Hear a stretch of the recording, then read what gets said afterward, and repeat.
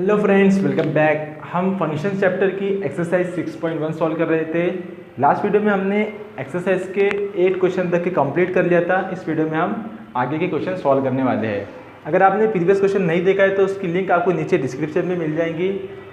Video शुरू करने से पहले अगर अभी तक आपने हमारे इस चैनल को सब्सक्राइब नहीं किया है तो please subscribe to our channel and press the bell icon for the latest update. तो चलिए शुरू करते हैं। Exercise 6.1 question number 9। क्वेश्चन हमें गिवन है express the area of square as a function of its. पहला गिवन है साइड एस एंड दूसरा गिवन है पेरीमीटर पी। देखिए क्वेश्चन बहुत ही इजी क्वेश्चन है। क्या करना है आपको, स्क्वायर है गिवन, स्क्वायर के एरिया को हमें एक्सप्रेस करना है साइड से और पेरीमीटर से। अब स्क्वायर है तो उसके चारों साइड इक्वल होते हैं, हमें पता है। गिवन है साइड एस और पेरीमीटर कैपिटल पी कंसिडर करो। और हमें पता है कि पेरीमीटर होता है, पेरीमीटर इज इक्वल टू चारों साइड का addition, that is P is equal to 4s। Okay, तो जो पहला है हमें गिवन क्या है, साइड एस। इससे हमें एरिया को एक्सप्लेन करना है। जिस तरह से हम एरिया का फॉर्मूला लिखते हैं बस हमें वही लिखना है, ठीक है। सो एरिया ऑफ स्क्वायर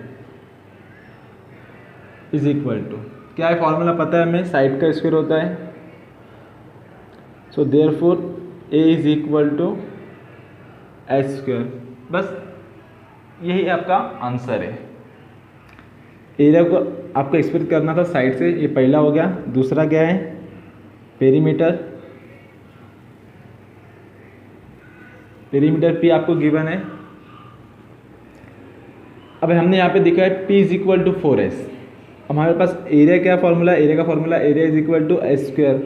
तो एस को लाना पड़ेगा हमें यहाँ पे, therefore S is equal to P by 4। So therefore area is equal to,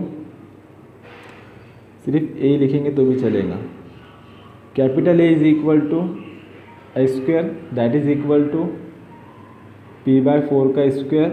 so therefore A is equal to P square bye 16।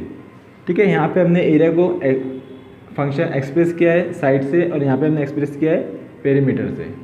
Okay, तो बहुत ही इजी क्वेश्चन था। It's a required answer, this one and this one. Then question number 10। अब ये क्वेश्चन same question है question number 9 की तरह। यहाँ पे क्या है, express the area of circle as a function of its radius. पहला रेडियस है, दूसरा डायमीटर है और तीसरा सर्कमफ्रेंस सी है। ओके, इन तीनों से हमें एरिया के सर्कल को सर्कल के एरिया को एक्सप्रेस करना है। सो सॉल्यूशन, हमें पता है कि जो रेडियस होता है, डायमीटर होता है, डायमीटर को हम डी से डिनोट करेंगे, वो रेडियस का डबल होता है, दैट इज 2r। ठीक है, और जो सर्कमफ्रेंस होता है, जो हमें कैपिटल सी गिवन है, ठीक है, वो क्या होता है, that is equal to 2πr। Okay, अब जब पहला है हमें क्या करना है, एरिया ऑफ सर्कल को एक्सप्रेस करना है विद द रेडियस से as a function. So therefore हमें फॉर्मूला पता है एरिया ऑफ सर्कल का, area of circle is equal to pi R square where R is radius. So therefore A is equal to pi R square. पहला ये हमारा answer हो गया। Then दूसरा बी में हमें डायमीटर से एक्सप्रेस करना है एरिया को। स्मॉल डी गिवन, ठीक है। अब d इक्वल टू क्या होता है, ट्वाइस आर होता है। So therefore which gives r is equal to d by 2। तो क्या करना है, हमें r की जगह पे d बाई 2 पुट करना है। So therefore a is equal to pi R square है ना, बस r की जगह पे आपको d बाई 2 पुट करना है। सो d बाई 2 का square that is equal to pi d square upon 4। ये हो गया आपका दूसरा आंसर। सेम थर्ड है सर्कमफ्रेंस के लिए,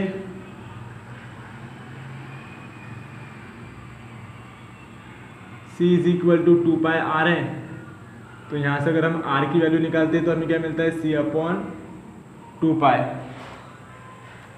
सो देयरफॉर एरिया क्या करना है हमें, r की जगह पे r की value c by 2 pi put करना है, तो ये क्या हो जाएगा pi into c by 2 pi का square, that is equal to pi into C square upon 2 का स्क्वायर 4 हो जाएगा, पाई का स्क्वायर बाई स्क्वायर। ठीक है, अब यहाँ नीचे पाई का स्क्वायर है, ऊपर एक पाई है, तो पाई से स्क्वायर कैंसिल हो जाएगा, एंड हम यहाँ पे वैल्यू लिख सकते हैं, दैट इज इक्वल टू,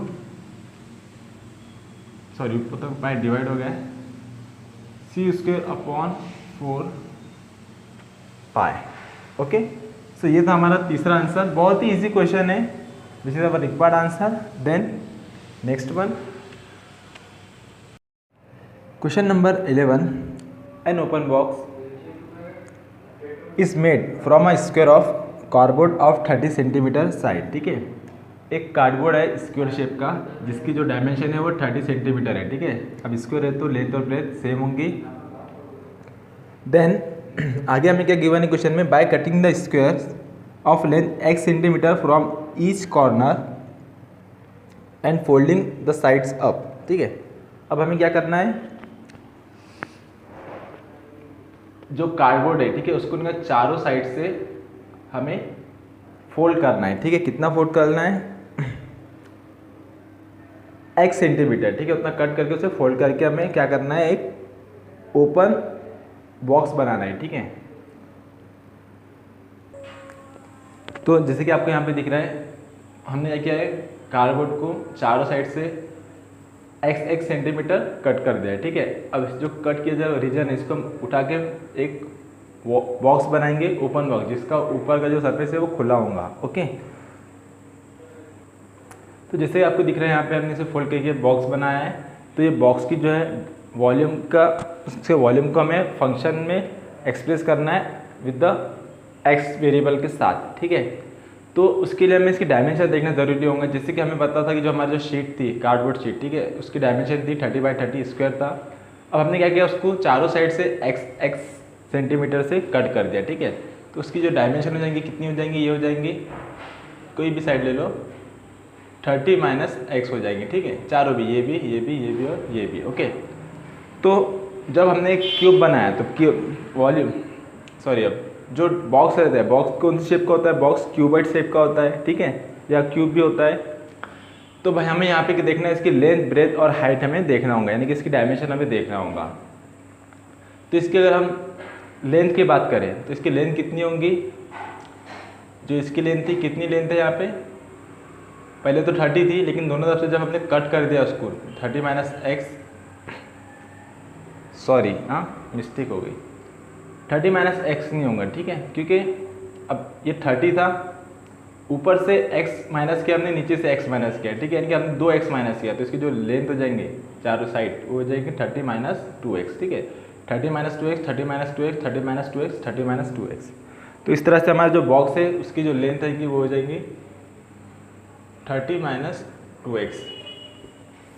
और उसके ब्रेथ की बात करें तो जो साइड का हिस्सा है वो भी कितना रहेगा, क्योंकि वो स्क्वायर था, तो ये भी रहेगा 30 माइनस 2x। लेकिन हाइट, अब इसकी हमने हाइट कितनी ली है, वैसे तो यहाँ पे हाइट बहुत दिख रही है, लेकिन हमने बॉक्स को कितना उठाया है, x सेंटीमीटर काटा है ना, उतना ही वो वहाँ पे खड़ा रहेगा, यानी कि जो खड़ा वाला है ये कितना है, ये सिर्फ है x सेंटीमीटर। ओके, तो बस यही डायमेंशन का हमें यूज़ करना है और हमें वॉल्यूम को as a function of x बताना है। ओके, तो सबसे पहले हम गिवन लिख देंगे सॉल्यूशन में,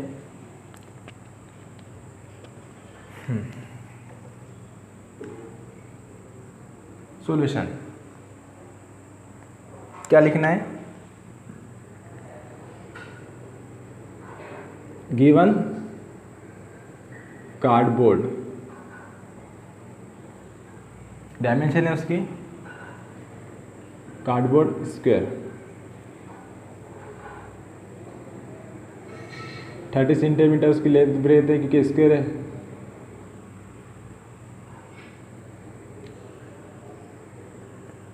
यहाँ पे लेंथ भी लिख देना, 30 centimetre. Okay, then after cutting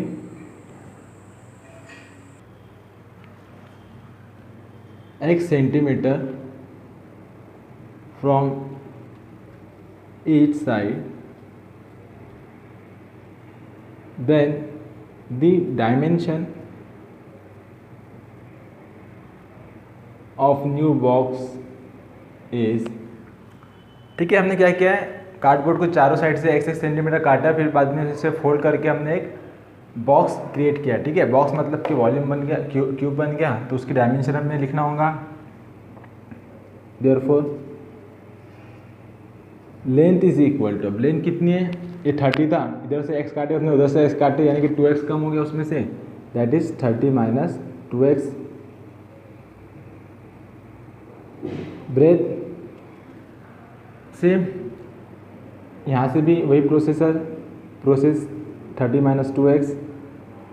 height कितनी रहेंगी, जितना काटे उतने वहाँ पे खड़ा किया हमने, that is x centimetre. Okay,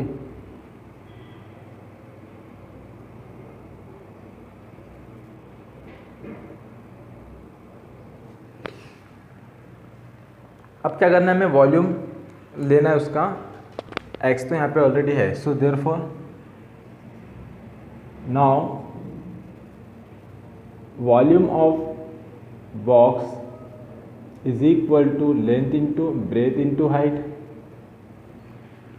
कितना है, लेंथ है 30 minus 2x into 30 minus 2x into X. Okay, same value तो इसका स्क्वायर हो जाएगा, so that is equal to x into 30 minus 2x का स्क्वायर.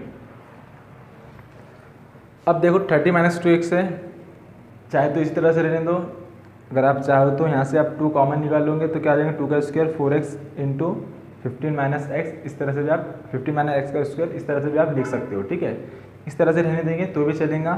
तो ये तो हमारा रिक्वायर्ड क्या था, फंक्शन था, volume of function as a in the form of x. ठीक है, अब इसके बाद में हमें क्या करना है, हमें इसका डोमेन हमें इसका फाइंड करना है. ओके, सो डोमेन, अब डोमेन किस तरह से हम फाइंड करेंगे, तो डोमेन हमें किसका चाहिए, x का चाहिए. तो वो डोमेन किस तरह से निकलता है कि x की वैल्यू हम कहाँ से कहाँ तक के ले सकते हैं. ओके, अब x क्या है, x जो है बॉक्स की हाइट है. ठीक है, तो वो कितनी हो सकती, 0. अगर हम 0 हाइट लेंगे, ठीक है, तो वो बॉक्स ही नहीं बनेगा, वो सीधा सीधा कार्डबोर्ड रहेगा एज इट इज़. अगर हम ज़रा सा काटेंगे 1 2 3 4, जब भी वो क्या बनेगा, बॉक्स बनेगा. ठीक है, यानी कि हम ले सकते कि जो x की वैल्यू है, मैं यहाँ पे आपको बताता हूँ, x की वैल्यू हम 0 नहीं ले सकते. ठीक है, 0 नहीं ले सकते, और नेगेटिव तो ले ही नहीं सकते, क्योंकि एक वैल्यू है, एक एग्जिस्टेंस है, यानी कि अब लेंथ है, वो नेगेटिव तो हो नहीं सकती. ठीक है ना, और 0 हम ले नहीं सकते, अगर 0 लेंगे तो हमारा बॉक्स बनेगा नहीं, कम से कम 1 2 3 तो लेना पड़ेगा हमें. ठीक है ना, तो x is not equal to 0, यानी कि x जो है वो 0 से बड़ा है. ठीक है, 0 से बड़ा है तो कितना बड़ा है, ठीक है, 1 2 3 4 5 6. तो अब हमें देखना पड़ेगा हमारा कार्डबोर्ड कितना, हमारा 30 सेंटीमीटर का है. ओके, तो हम उससे ज़्यादा से ज़्यादा कितना बड़ा कर सकते हैं हम उसे, जैसे कि इतना है, इसे हम आगे बढ़ा सकते हैं, और आगे और आगे और आगे यहाँ तक ला सकते हैं. ठीक है, अब ये टोटल कितना है, 30 सेंटीमीटर है, तो इसका आधा कितना होगा, 15 सेंटीमीटर होगा. ठीक है, लेकिन हम 15 सेंटीमीटर तक ला सकते क्या, अगर हमने 15 सेंटीमीटर लाया सपोज करो, तो क्या हो जाएगा, यहाँ से 15 सेंटीमीटर काटेंगे, यहाँ से 15 सेंटीमीटर काटेंगे, सीधा कर देंगे, तो बॉक्स बनने के लिए कोई जगह ही नहीं बचेगी. सीधा सीधा 2 जो कार्डशीट एक दूसरे को चिपक जाएंगे, तो बॉक्स की जगह नहीं रहेंगी. लेकिन 15 से थोड़ा पहले तक के हम ले सकते हैं. ठीक है, 15 से अगर पहले थोड़ा सा लेंगे तो बीच में कुछ ना कुछ तो गैप बचेंगी. ठीक है ना, यानी कि जो हमारी जो वैल्यू रहेंगी एक्स की, वो 15 से ऊपर नहीं जा सकती. ठीक है, और ना ही 15 रह सकती. ठीक है, वो 15 से छोटी रहेंगी. तो ये जो रहेगा, ये हमारा डोमेन रहेगा, यानी कि एक्स की वैल्यू रहेंगी 0 से बड़ी और 15 से छोटी. यानी कि देयरफॉर हम यहाँ पे लिख सकते हैं, here domain of x is 0 to 15. Okay, ये 15 है, 0 से बड़ी 0 नहीं, और 15 से छोटी 15 भी नहीं. ओके, तो ये रहेगा हमारा डोमेन ऑफ एक्स. तो इस तरह से हमें इस क्वेश्चन को सॉल्व करना था। क्वेश्चन दिखने में बहुत बड़े है लेकिन सॉल्व करने में बहुत ही ईजी क्वेश्चन है। Okay, then next one, question number 12, let f be the subset of z cross z defined by f is equal to, अब यहाँ पे हमें गिवन है f is equal to f function है a b a plus b such that a and b both are belongs to set of integer that is capital Z। ओके, अब ये इस तरह से क्यों गिवन है, क्योंकि जो f है हमें क्वेश्चन में गिवन है वो क्या है, वो सबसेट है z क्रॉस z का। ओके, अब z क्रॉस z यानी कि इसके अंदर जो एलिमेंट रहेंगे वो पैरामीटर में रहेंगे, दो पैरामीटर में इस तरह से पेयर के अंदर एलिमेंट रहेंगे। ओके, तो इसलिए इस तरह से इसे गिवन है हमारे पास। अब देखिए क्वेश्चन बहुत ही ईजी है। अब आपको लगेगा यार z क्रॉस z का सबसेट है, थोड़ा हार्ड क्वेश्चन होगा, कोई हार्ड नहीं है, बहुत ईजी क्वेश्चन है। क्वेश्चन क्या है, is f a function from the z to z justify. अब हमें बताना है कि f जो है वो फंक्शन है क्या z से z के लिए। ठीक है, पहला वाला क्या है डोमेन, दूसरे वाला कोडोमेन। ठीक है,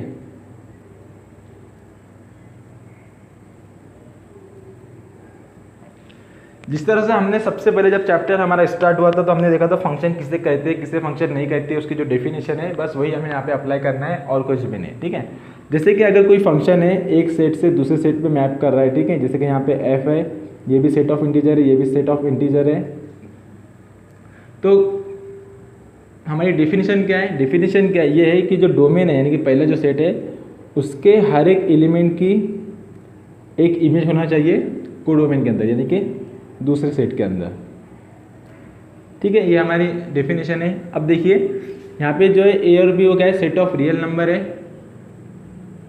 सॉरी सेट ऑफ इंटीजर्स है। ठीक है, और क्या है यहाँ पे सीधे बस मल्टीप्लिकेशन है a into B A plus B. अब हमें पता है कि हम कोई भी दो नंबर का दो इंटीजर का मल्टीप्लाई करें तो हमें तीसरा इंटीजर मिलता ही है। ठीक है ना, ये तो सीधी सी बात है। तो हर एक की एक यूनिक इमेज, हर एक की इमेज तो होंगी, यानी कि यहाँ पे जितने भी एलिमेंट है सभी की ये इमेज तो होंगी। ठीक है, तो पहली कंडीशन तो कोई काम की नहीं है। अब जो दूसरी कंडीशन है वो क्या है कि हर एक फंक्शन की यूनिक इमेज होना चाहिए। अब हमें वो चेक करना पड़ेगा। यूनिक इमेज यानी कि जैसे कि ये एक एलिमेंट है, इसकी ये इमेज है, तो इसकी ये एक ही इमेज होना चाहिए। ठीक है, इसकी कोई और दूसरी इमेज उसके अंदर नहीं होना चाहिए। ठीक है, इससे कहेंगे हम दूसरी कंडीशन यानी कि यूनिक इमेज वाली कंडीशन। पहला तो क्या है, पहली जो कंडीशन है हर एक एलिमेंट की एक इमेज इसमें होना चाहिए। ठीक है, अब क्योंकि यहाँ पे ये सभी इंटीजर है और हमें पता है कि इंटीजर का हम मल्टीप्लाई करोगे a इंटू बी या फिर उनका एडिशन करोगे तो हमें रिजल्ट में इंटीजर ही मिलना है, यानी कि सभी की इमेज तो प्रेजेंट है। अब कंडीशन दूसरी ये देखना है कि इमेज यूनिक है या नहीं। ठीक है, यानी कि कोई भी एक एलिमेंट की डोमेन के अंदर के एलिमेंट की को डोमेन के अंदर दो डिफरेंट इमेज नहीं मिलना चाहिए। अगर दो डिफरेंट इमेज हमें मिल जाएंगी इसका मतलब क्या है, f is not a function. तो बस यही हमें यहाँ पे देखना होगा। ओके,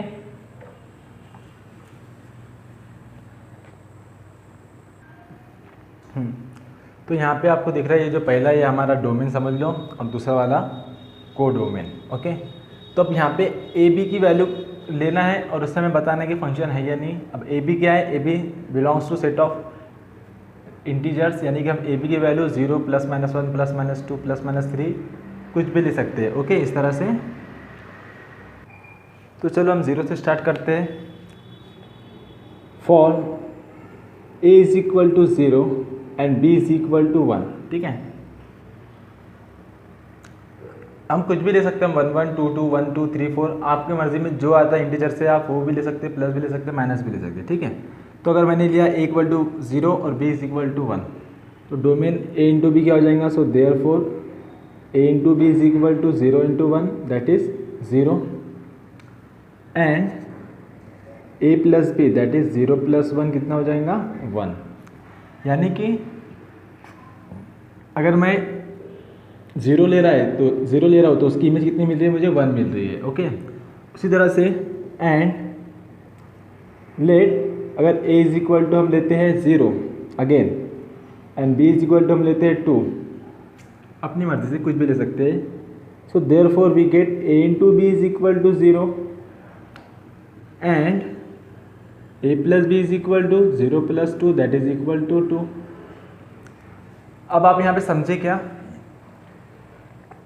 जैसे कि डोमेन, कोडोमेन।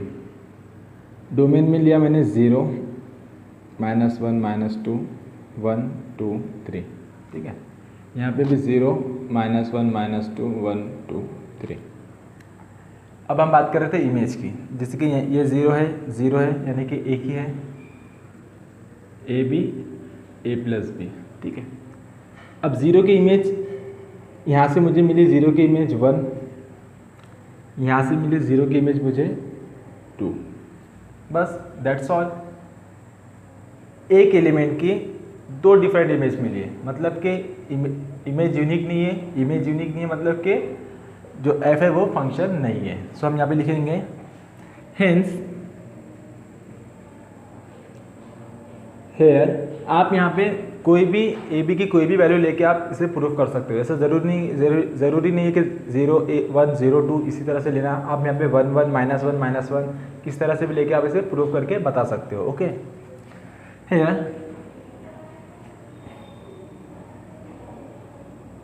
क्या लिखेंगे हम, 0, ठीक है, has 2 different images in codomain. ठीक है, आपको ये बनाने की ज़रूरत नहीं, आप सिर्फ लिखेंगे तो भी चलेगा। Therefore f is not a function. Okay, that's all. तो इस तरह से हमें इसे प्रूफ करना था। बहुत ही इजी क्वेश्चन है, बस अगर आपको समझ में आ गया तो इजी, वरना आपको हार्ड लगेगा। Okay, then next one, question number 13। Text book में उसे 14 दिया है, लेकिन वो क्या है, क्वेश्चन नंबर 13 है। ओके, क्वेश्चन क्या है, check the injectivity and subjectivity of the following function. जिसका पहला वाला है A, that is f is a mapping from n to n, ठीक है, set of natural number to set of natural number, given by function f given है f of x is equal to x²। Okay, question solve करने से पहले हमें समझ लेना चाहिए कि इंजेक्टिविटी और सर्जेक्टिविटी क्या होती है। ठीक है, ये हमने इससे पहले भी पढ़ा है। इंजेक्टिविटी में यानी कि 1, 1 फंक्शन और सर्जेक्टिविटी यानी कि ऑन टू फंक्शन। ठीक है, इसके ऊपर एक अलग से वीडियो बना हुआ है, उसकी लिंक अगर आप देखना चाहो तो आपको डिस्क्रिप्शन में मिल जाएंगी। वैसे यहाँ पे हम इसे थोड़ा सा हाईलाइट कर देंगे। तो ऑन टू फंक्शन यानी कि इंजेक्टिविटी किसे कहते हैं, अगर हमारे पास कोई फंक्शन है जो मैप कर रहा है पहले वाला डोमेन दूसरे वाला कोडोमेन ऑलवेज, ठीक है, ध्यान में रखना। ओके, डोमेन से कोडोमेन के ऊपर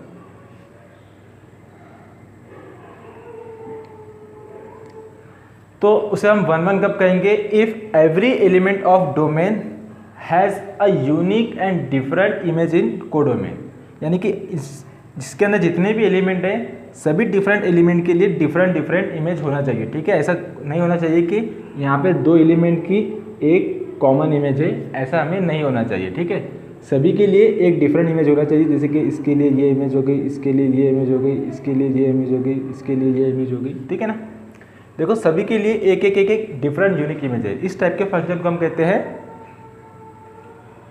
1, 1 फंक्शन। ओके, बात करें ऑन टू फंक्शन की, ऑन टू फंक्शन सेम इसी का उल्टा है, यानी कि अगर हमारे पास कोई फंक्शन मैप कर रहा है डोमेन से कोडोमेन पर,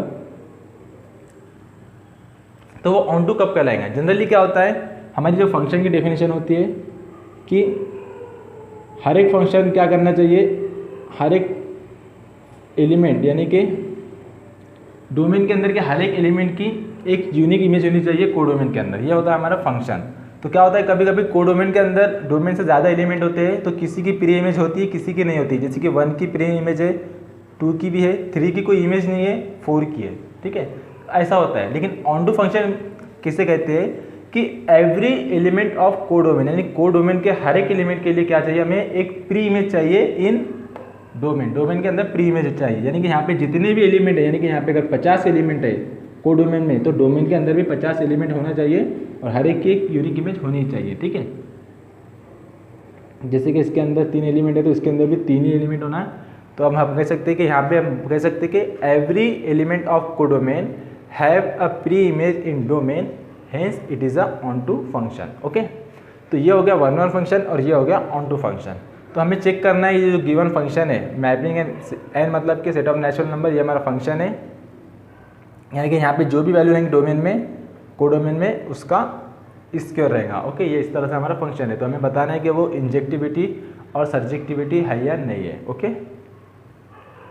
तो अब बात करते हैं हम कि हम पहचानेंगे किस तरह से कि फंक्शन वन वन है या फिर ऑन टू है, ठीक है। तो वन वन फंक्शन पहचानने के लिए बहुत ही इजी कंसेप्ट है और ये जो कंसेप्ट है ना आपको आगे बहुत ही, अगर आप मैथ्स लेते हो आगे तो आगे बहुत ही इंपॉर्टेंट है, आगे आपको बार बार यही कंसेप्ट आपको काम में आने वाला है। तो आप इसे ध्यान में रखेंगे तो आपके लिए अच्छा रहेगा। क्या है concept? To check one one, तो वन वन किस तरह से हम चेक करते हैं? If f of x1 is equal to f of x2, यानी कि हमें दो वैल्यू देखना है, लेना है इक्वल, किसमें की? अब f ऑफ है यानी कि कोडोमेन की देखना है, ठीक है। ये इक्वल है and we get x1 is equal to x2, then f is one one, ठीक है। क्या है? अगर f of x1 is equal to f of x2 होता है, ठीक है, और हमें क्या मिलता है x is equal to x1 is equal to x2, तो हम कह सकते हैं कि फंक्शन हमारा वन वन करेंगे। तो हमें इसी का यूज़ करके हम बताएंगे फंक्शन इंजेक्टिव है या नहीं, ठीक है। देन क्वेश्चन सॉल्व करेंगे अब हम। तो जैसे कि हमको यहाँ पे दिख रहा है फंक्शन मैप कर रहा है सेट ऑफ नेचुरल नंबर से तो सेट ऑफ नेचुरल नंबर तक के, ठीक है।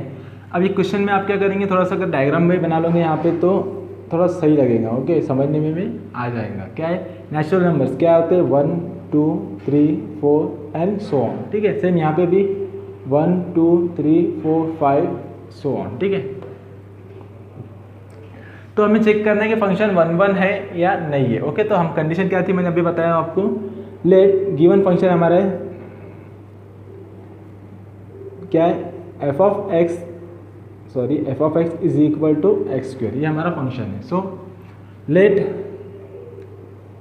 f of x1 is equal to f of x2, ठीक है। x1 और x2 क्या है? डोमेन के अंदर के एलिमेंट्स है 1 2 3 4 5 6। सो देयरफॉर क्या वैल्यू इसकी? X square. सो हमें लिखेंगे x1 square is equal to x2 square, ठीक है। ये जो मेथड है ना आप ध्यान में रखना क्योंकि ये मेथड आपको आगे बहुत ही काम में आने वाली है। यही क्योंकि फंक्शन यही होता है, one one onto check करना होता है और यही प्रोसेस जो है वो रिपीट होती रहती है। ओके, बहुत बढ़िया है। अब क्या करेंगे हमें क्या लाना है? हमें लाना है x1 is equal to x2 लाना है। अगर ये इक्वल आ गया मतलब कि क्या है? फंक्शन वन वन है। ओके, तो क्या कर सकते हैं हम यहाँ पे? देयरफॉर x1 स्क्वायर इसको इधर ले लेंगे minus x2 square is equal to 0 और यहाँ पे a square minus b square का हम फॉर्मूला यूज कर सकते हैं। तो we get x1 minus x2 into x1 plus x2 is equal to 0, a minus B into a plus b, ठीक है ना। अब देखो दो नंबर का प्रोडक्ट 0 आ रहा मतलब कि क्या दोनों में से कोई ना कोई नंबर 0 होगा, ठीक है। सो देयरफॉर हम लेंगे यहाँ पे x1 minus x2 is equal to 0 और x1 plus x2 is equal to 0। Generally तो हम इस तरह से लेते हैं, लेकिन हम यहाँ पे और x1 plus x2 is equal to 0 नहीं लेंगे। क्यों नहीं लेंगे? ये जो x1 और x2 क्या है? ये सेट ऑफ नेचुरल नंबर है और नेचुरल नंबर में नेगेटिव नहीं होता है। कोई भी दो नेचुरल नंबर की एडिशन आपको 0 मिल ही नहीं सकती। ओके ना, ऐसा कभी हुआ कि 1 + 2 इज इक्वल टू 0 या 4 + 9 इक्वल टू 0? कभी भी नहीं, पॉसिबल ही नहीं है, ठीक है ना। तो यानी कि यहाँ पे जो कंडीशन है सिर्फ x1 minus x2 is equal to 0 लेंगे हम, ये हम नहीं लेंगे। Okay, so which implies that x1 minus x2 is equal to 0 and खास लिखेंगे और नहीं लिखना है, हमें एंड लिखना है, ठीक है। उसका बहुत बड़ा फर्क होता है। x1 plus x2 is not 0 क्योंकि दो नेचुरल नंबर की एडिशन कभी भी 0 नहीं होती है। तो ये बात आप हमेशा ध्यान में रखना। तो हमें क्या मिला यहाँ पे? हमें मिला है x1 minus x2 is equal to 0, therefore x1 is equal to x2 मिल गया। हेंस एफ इज इंजेक्टिव यानी कि 1 फंक्शन। अब चेक करना है हमें सर्जेक्टिव यानी कि ऑन टू फंक्शन। तो ऑन टू फंक्शन की डेफिनेशन क्या है? एवरी एलिमेंट ऑफ कोडोमेन यानी कि दूसरे इसमें के, ये हमारा फंक्शन है f is equal to x square, ये हमारा कोडोमेन। तो every element of codomain has a unique image in domain. अब आप ही बताओ यहाँ पे आपको लगता है कि इस तरह से होंगी? क्या आ रहा है इसके अंदर? हमें क्या मिल रहे हैं? इस एलिमेंट के स्क्वायर मिल रहे हैं, ठीक है। तो 1 का स्क्वायर अगर हम देखें तो 1 होता है, 2 का स्क्वायर होता है 4, 3 का स्क्वायर होता है 9, जो कि यहाँ पे है ही नहीं, अगर होता तो 9 होता, ठीक है। 4 का होता है 16। अब आपको यहाँ पे दिख रहा है कि हर एक एलिमेंट की इमेज, यहाँ पर इमेज दिख रही है कि आपको यहाँ पे नहीं है, क्योंकि देखो 2 खाली है, 3 खाली है, 4, 5 खाली है, 6 खाली है, 7 खाली है, 8 खाली है, फिर 9 की इमेज है। यानी कि ऐसे बहुत सारे एलिमेंट है जिसकी प्री इमेज इसमें नहीं है। तो हम यहाँ पे लिख सकते हैं here and most of the element of codomain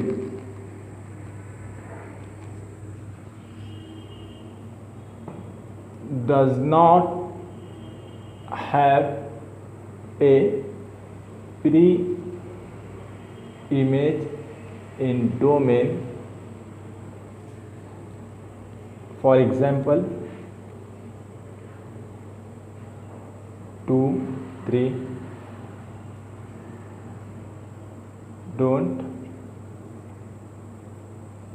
have pre image, ठीक है। एग्जाम्पल नहीं लिखेंगे तो भी चलेगा, मैंने लिख दिया हूँ यहाँ पे। तो hence F is not surjective या फिर ऑन टू फंक्शन, ओके। तो ये था हमारा first question. Then same question second भी इसी तरह से है, मैं उसे सॉल्व करता हूँ यहाँ पे। F is maximum from z to z given by f of x is equal to x square, ठीक है। फंक्शन से मैं बस जो है ना हमारा डोमेन और कोडोमेन बदल गया। यहाँ पे सेट ऑफ नेचुरल नंबर थे, यहाँ पे सेट ऑफ इंटीजर्स है, ओके। तो क्या लिखेंगे हम? से गिवन लिखेंगे सबसे पहले। गिवन हमें फंक्शन गिवन है f of x that is equal to x square. तो पहले हमें 1 1 चेक करने के लिए क्या करना पड़ेगा? ये कंडीशन लेना पड़ेगा, late f of x1 is equal to f of x2। so therefore क्या हो जाएगा यहाँ पे? f of x1 x1 का square is equal to x2 का स्क्वायर। देन ये इधर जाएगा, so therefore x1 square minus x2 square is equal to 0। अब यहाँ पे same a minus B into a plus b का फॉर्मूला लगेगा। So therefore x1 minus x2 into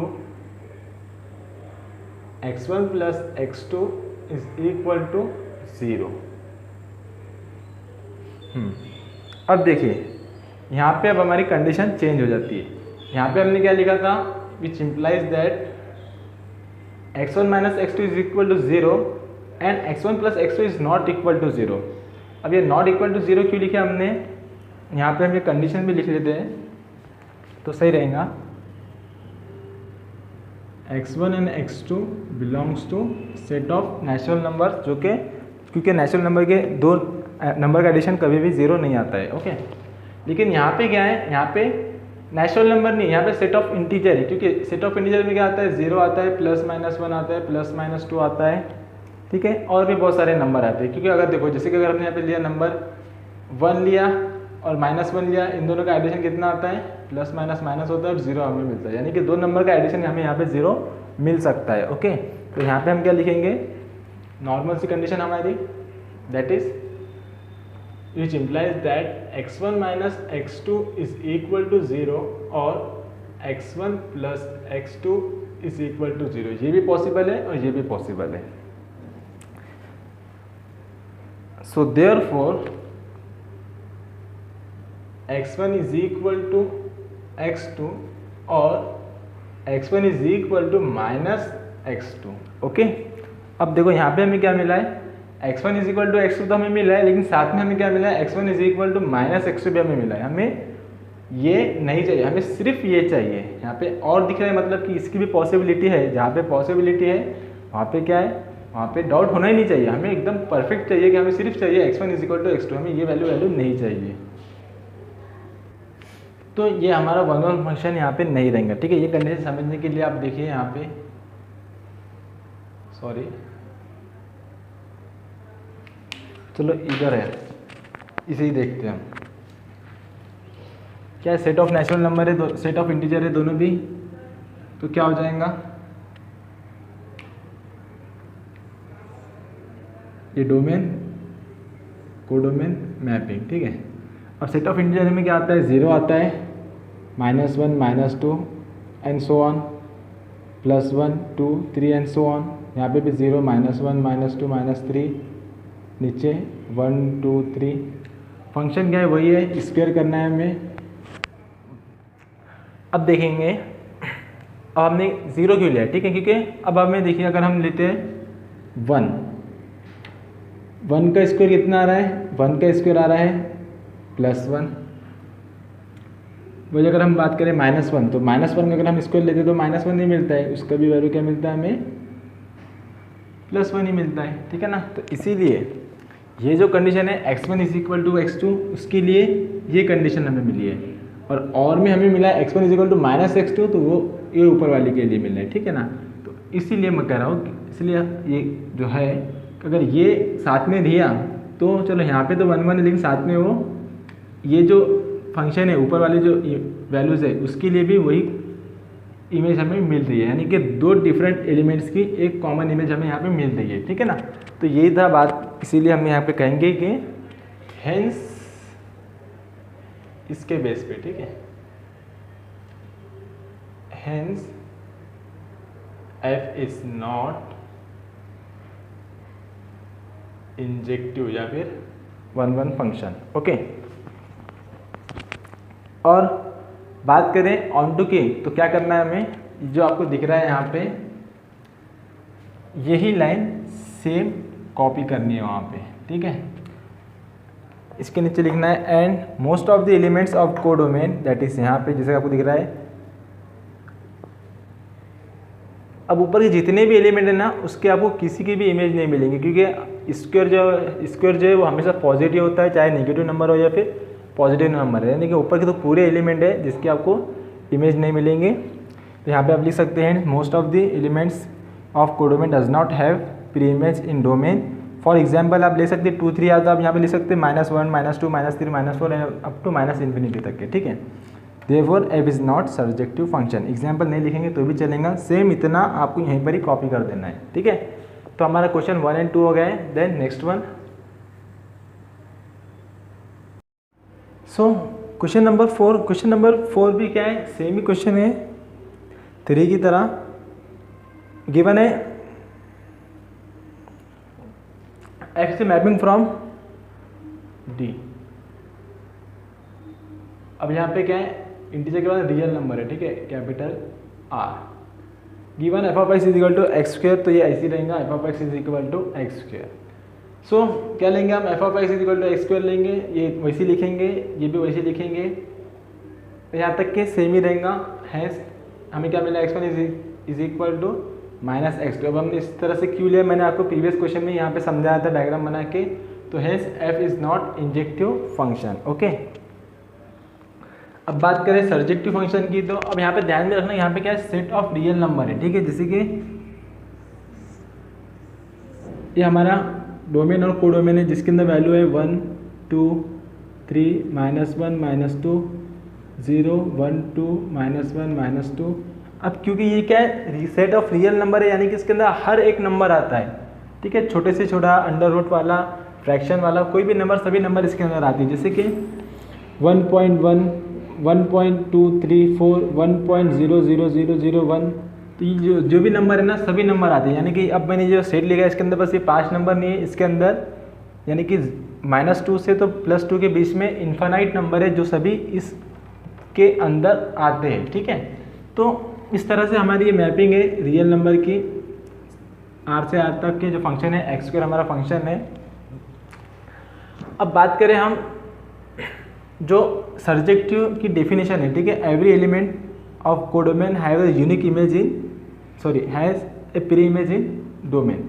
तो अगर आप बात करें यहाँ से तो 1 से लेके 2 3 4 5 यहाँ तक आपको हर एक एलिमेंट की यहाँ पे आपको उसकी प्री इमेज तो मिल ही जाएंगी, ठीक है, उसकी तो कोई टेंशन नहीं है। लेकिन बात करें नेगेटिव नंबर की, तो क्योंकि नेगेटिव नंबर की तो इमेज हमें मिलेंगी नहीं, क्योंकि नेगेटिव इमेज तो हमें कोई नंबर की मिलेंगी नहीं। क्यों? क्योंकि जो हमारा जो फंक्शन है वो स्क्वायर वाला फंक्शन है। अगर आप कोई भी नंबर ले लो, ठीक है, फॉर एग्जांपल अगर आप -1 लेते हैं, ठीक है, तो -1 का स्क्वायर करने पे आपको क्या मिलेगा, +1 मिलेगा। आप ले लो -√3 ले लो, जो भी वैल्यू आएंगी उसकी वो क्या आएंगी, इसका स्क्वायर करने पे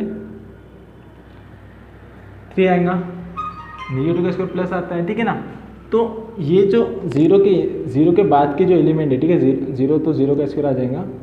जीरो के बाद के जो भी इन्फिनाइट नंबर है ना, वो उसकी कोई भी प्री इमेज इसके अंदर नहीं है, ठीक है ना। क्योंकि अगर कोई भी नंबर की अगर वैल्यू आएंगी तो वो जो आएंगी वो आएंगी पॉजिटिव आएंगी, वो जीरो के नीचे ही जाएंगी, जीरो के ऊपर के तो रहने वाले नहीं है, ठीक है ना।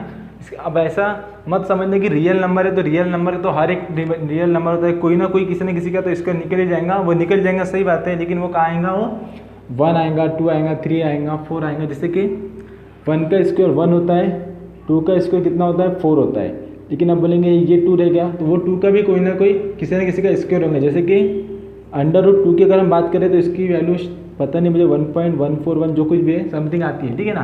तो ये जो नंबर है 1.14 वो यहाँ पे तो प्रेजेंट होगा ना, 1 के बाद यहाँ पे 1.141, तो इसी का स्क्वायर करेंगे तो आपको क्या मिलेगा, 2 मिलेगा। स्क्वायर मिल सकता है लेकिन स्क्वायर जो भी मिलेगा वो पॉजिटिव मिलेगा, नेगेटिव तो मिलेगा नहीं। तो बस वही हमें यहाँ पे लिखना है। And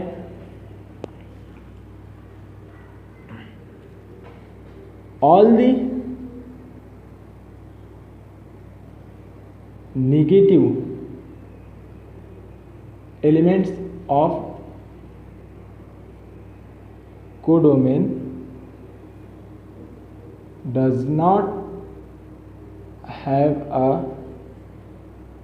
pre-image in domain, hence f is not surjective function, ठीक है। फर्स्ट पार्ट तो सेम ऐसे ही रहेगा और इन सब्जेक्टिव के लिए आपको इतना लिखना पड़ेगा, ठीक है। एग्जाम्पल में आप लिख सकते हैं, कोई भी लिख दो, -1 -2 -3 सो ऑन, ठीक है। तो इस तरह से क्वेश्चन नंबर 4 यानी कि डी हमारा था। देन नेक्स्ट वन, और हाँ, टेक्स्ट बुक में जो हमें आंसर देकर है इंजेक्टिव नहीं है लेकिन सर्जेक्टिव है करके, तो आप खुद समझ सकते हो। आपको पता है सर्जेक्टिव किसे कहते हैं, कि हर एक डोमेन के अंदर हर एक एलिमेंट के एक प्री इमेज होनी चाहिए डोमेन में, कोडोमेन की, ठीक है ना। तो कॉमन सी बात है कि कोई भी नंबर का स्क्वायर कभी भी नेगेटिव आ ही नहीं सकता, यानी कि ये जो नेगेटिव नंबर है इनका तो कोई प्री इमेज होगा ही नहीं, तो वो सर्जेक्टिव किस तरह से हो सकता है, इसलिए वो कभी सर्जेक्टिव होगा नहीं, ठीक है। तो जो टेक्स्ट बुक में लिखा हुआ है सर्जेक्टिव बट नॉट इंजेक्टिव करके, वो थोड़ा सा गलत है, तो ध्यान में रखना। आंसर क्या है, f is not injective and f is not surjective. Okay, now next one, d चौथा, इससे पहले वाला तीसरा था शायद। Okay, f is mapping from set of natural number to set of natural number given by f of x is equal to x cube, ठीक है। अब यहाँ पे सेट ऑफ नेचुरल नंबर है दोनों तरफ, और हमारा फंक्शन क्या है, given f of x is equal to x cube हमें गिवन है, ठीक है। कंडीशन वही है जो इससे पहले हम यूज़ किए थे 1 1 के लिए। Let F of x1 is equal to F of x2, so therefore x cube x1 cube is equal to x2 cube, therefore x1 cube minus x2 cube is equal to 0। अब a cube minus b cube का formula है expansion, क्या है, a cube minus b cube का expansion a minus B into, अब a minus B यानी कि therefore x1 minus x2 into A square plus a b plus b square, यानी कि x1 square plus x1 into x2 plus b square यानी कि x2 square is equal to 0। Okay, अब यहाँ से फिर से वही कंडीशन आ गई है, दो नंबर का प्रोडक्ट 0 आ रहा है, मतलब कि दोनों में से कोई एक नंबर 0 होगा।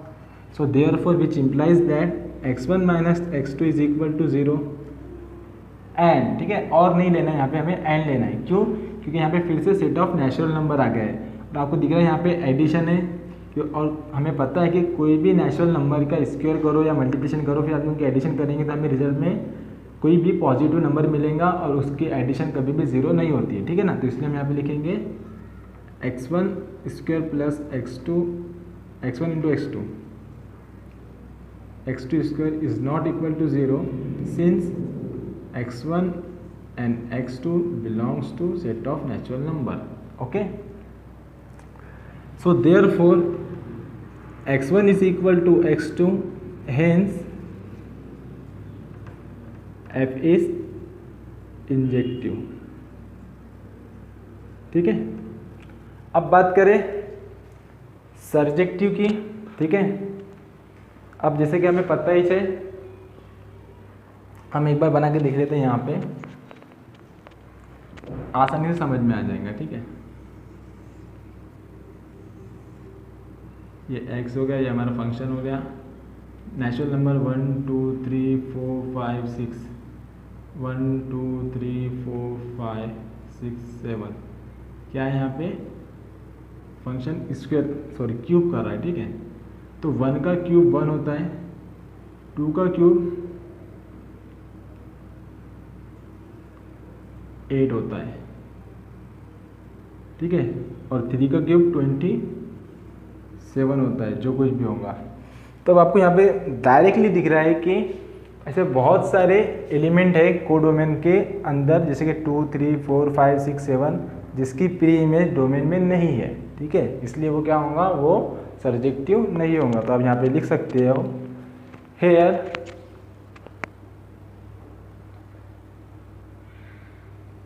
most of the elements of codomain don't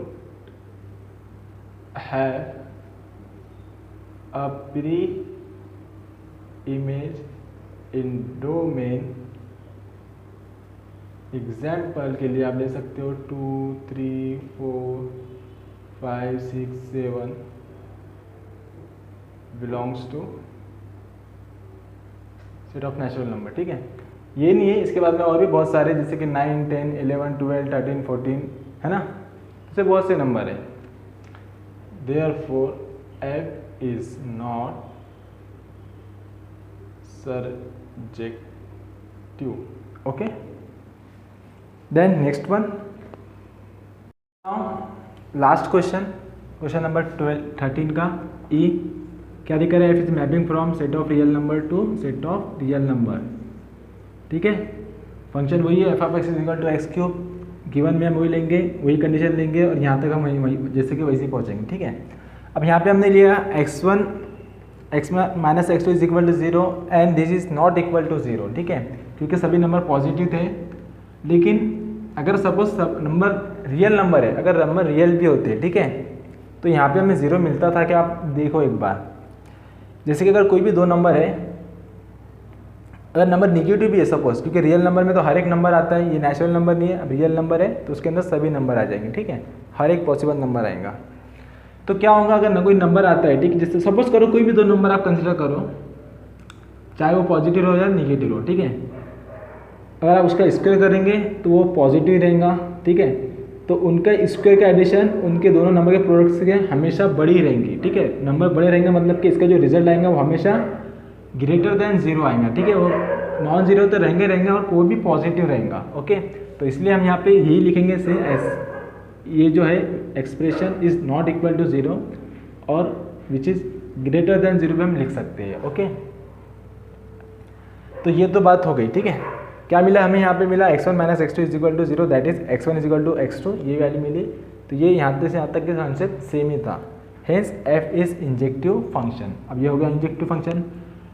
अब रहेगी बात सर्जेक्टिव फंक्शन की, तो उसके लिए हमें क्या करना होगा, हम एक डायग्राम बना के देखेंगे, ठीक है।